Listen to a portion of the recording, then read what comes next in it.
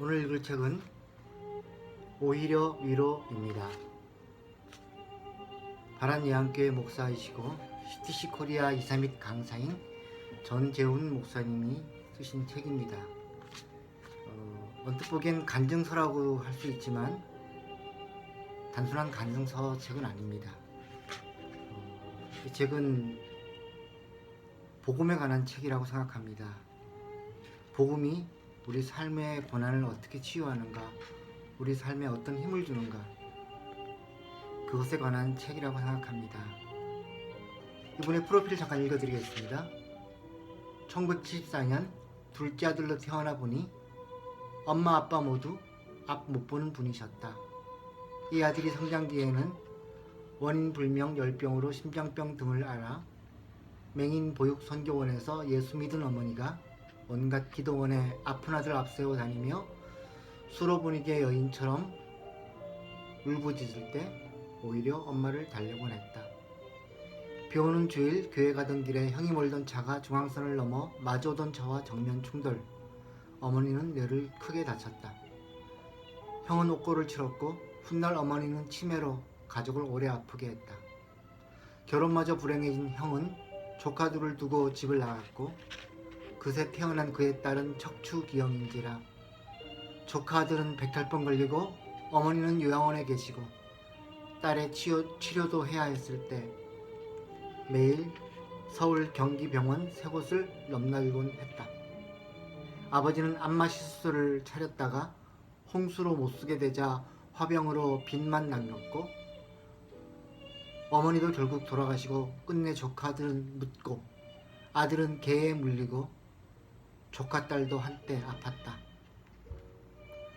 딸을 위해서라면 자기 척지라도 빼주고 싶은 그가 교회를 일찍 개척하면 혹시 하나님이 딸을 고쳐주실 것 같아 2006년 전도사 시절에 바란예안교회를 개척했다.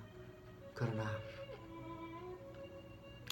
마음 힘들 때면 평택 바닷가에 차 타고 나가 주차 브레이크를 풀면 묶인 고난에서 풀릴 것 같은 날도 있었고 먼 길로 사역 다니던 어느 날 고속주행하며 운전석을 뒤로젖히면 그달치 딸 병원비는 해결되겠다 싶어 레버에 손을 댄 순간 너의 등 뒤에서 너를 도우시는 주라는 찬양이 들린 바람에 펑펑 울고 만 날도 있다.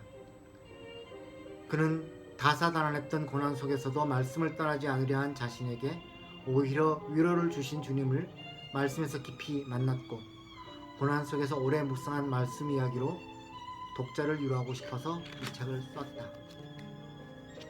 이 책 중에서 6장에 나오는 1부 마지막 장입니다. 그 마지막 부분에 중간 제목 아직 고난이 필요한 이유 이 대목을 읽어보겠습니다. 저에게는 장애를 가지고 태어난 딸이 있습니다. 저긴장성 척추측만이라는 병으로 온몸의 근육이 약해 뼈를 세우지 못하는 병이었습니다. 태어날 때부터 아이가 힘을 쓰지 못하고 축 처져 있었으며 젖병을 빠는 힘조차 약해 애를 많이 먹였습니다. 저희 부부는 결혼하고 오랜 시간 아이가 생기지 않아 인공수정을 통해 쌍둥이 아기를 가졌습니다. 남녀 일란성 쌍둥이였죠.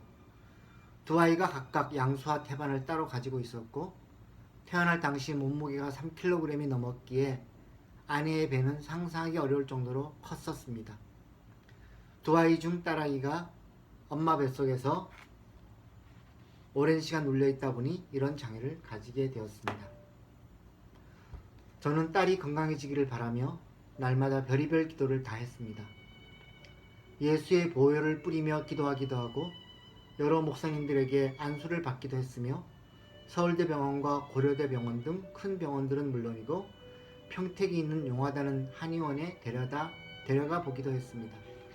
할 수만 있다면 제 척추라도 빼서 주고 싶은 심정으로 아이를 위해 기도했지요.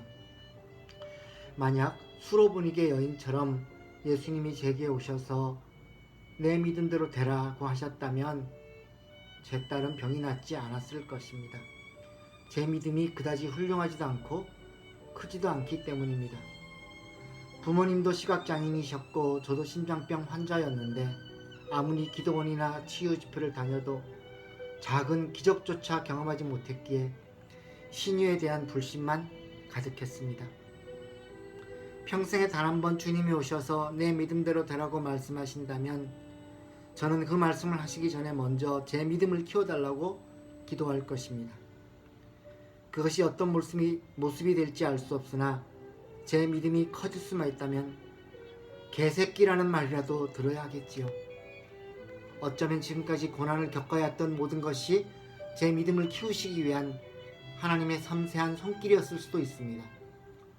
어느 날 꿈에 제가 성도님들에게 설교하고 있는데 예수님이 옆에 서서 제게 이런 말씀을 하신 적이 있습니다. 내가 만약 지금 저들에게 너희의 믿음이 크도다, 너희의 소원대로 되리라 하면 남북이 통일될 것 같으냐? 이 땅의 가난과 불의가 사라질 것 같으냐? 세계 곳곳에서 벌어지는 전쟁과 기근과 폭력이 사라질 것 같으냐? 청소년 범죄와 아동학대가 멈춰질 것 같으냐? 혹은 저들의 교회가 부흥하거나 예배가 회복될 것 같으냐? 저는 주님의 말씀에 부끄러움을 느꼈습니다.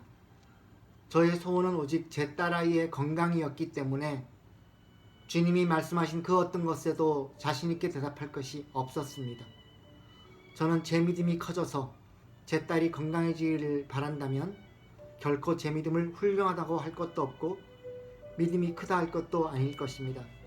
무엇이 크고 훌륭한 믿음인지에 대해 확신할 수는 없지만 분명한 것은 아직은 제게 고난이 필요하다는 것뿐입니다. 지금은 하나님의 다루심 앞에 겸손하게 순종하는 것이 가장 큰 믿음이 될 것입니다. 위로가 필요한 당신, 복음이, 말씀이 당신에게 진정한 위로입니다. 그것을 말하는 책입니다.